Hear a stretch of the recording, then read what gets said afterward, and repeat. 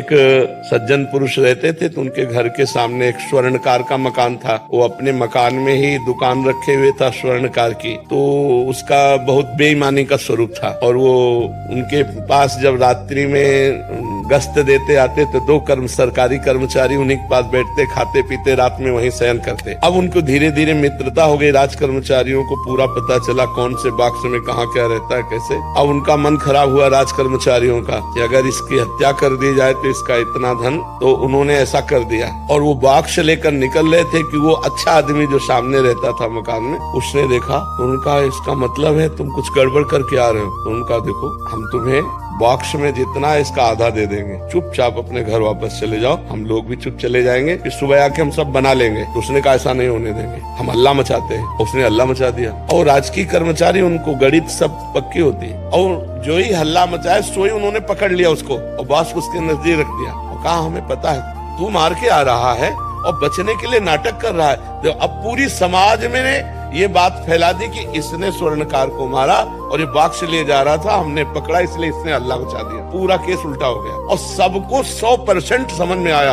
ऐसा ही है किसी, और वो चिल्ला चिल्ला के कह रहा है लेकिन उसकी कोई बात नहीं सुन रहा। मुकदमा हुआ, जज के सामने जब खड़ा हुआ हो तो रो दिया और कहा जिसकी कसम खवा लो, यद्यपि मैं फंस चुका हूँ, उनके पास प्रमाण है, मेरे पास प्रमाण नहीं, पर मैं आपसे रो के कहता हूँ मैं सत्य हूँ, इस केस में मेरे द्वारा कोई पाप नहीं हुआ। जज ने कहा कि ठीक है, इसका हम प्रमाण निकलवा लेंगे। वो गए, जब एकांत देखा तो कहा कहते थे आधा बॉक्स स्वर्ण ले ले तो बच जाता ना, फंसा दिया ना, अब पूरी जिंदगी जेल भोगेगा। और वहां डायरेक्ट लगाए हुए थे जिससे उनको सुनाई दे। तो उसने कहा चाहे फांसी हो जाए लेकिन हम इसमें दोषी नहीं है, दोषी तुम लोग हो और देख लेना भगवान तुम्हें दंड देंगे, ऐसी बात। अब जज के सामने तो प्रमाण मिल गया कि दोषी राज कर्मचारी हैं। तो उसने कहा इतने दिनों से मैं जेल भोग रहा हूँ, इतने मेरे दुख और अपमान हुआ, ये क्यों, ऐसा क्यों हुआ? जज से कहा मैं निर्दोष था, मैं चिल्ला चिल्ला कह रहा था।